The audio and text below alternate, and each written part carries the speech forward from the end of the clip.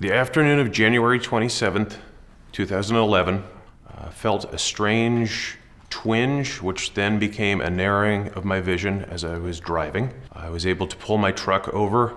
What happened next, I would never expect in my life. I suffered a grand mal seizure. Ran up to Marin General Hospital for testing and determined that I had a brain tumor. They took out roughly half of a Cornish game hen of affected brain material.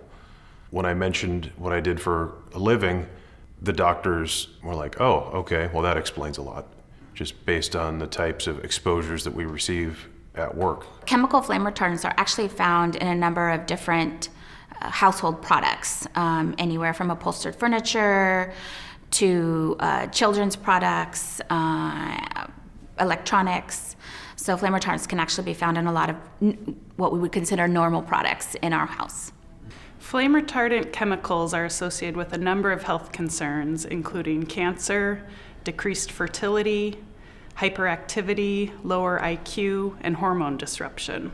We know that when they burn, they convert to known carcinogens, furan and dioxin, and that's what is causing the great threat to the health of firefighters. Your skin is the biggest organ in your body and the biggest entry point for everything. Yeah, it helps to wear full protective clothing, including breathing apparatus, but your skin still absorbs everything. Chemical flame retardants do not provide meaningful fire safety benefit. They don't actually prolong any escape time from getting out of a fire, and we're actually, through various studies and the state's research, found to be harmful to first responders and anyone else who might be in the room when a fire started. At a time, many decades ago, it was helpful, and I think science has now suggested that there's other better ways to deal with it rather than these chemical protectants.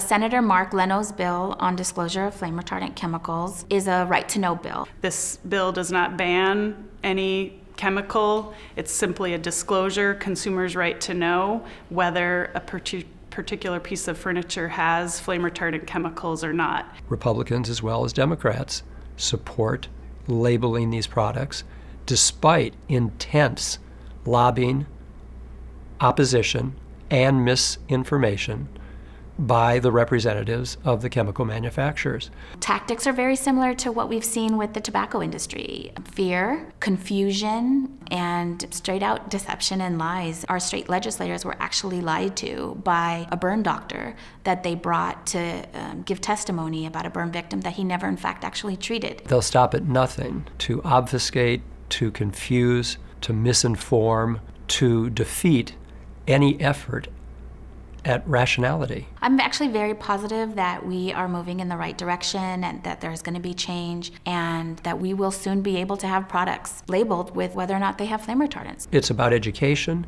raising consciousness, better informing consumers of the concern they should have for the toxins in their homes and what they can do about it. It would at least put it out there and make people think. Provide the information, whether they use it, that's up to them, but it should at least be put out there.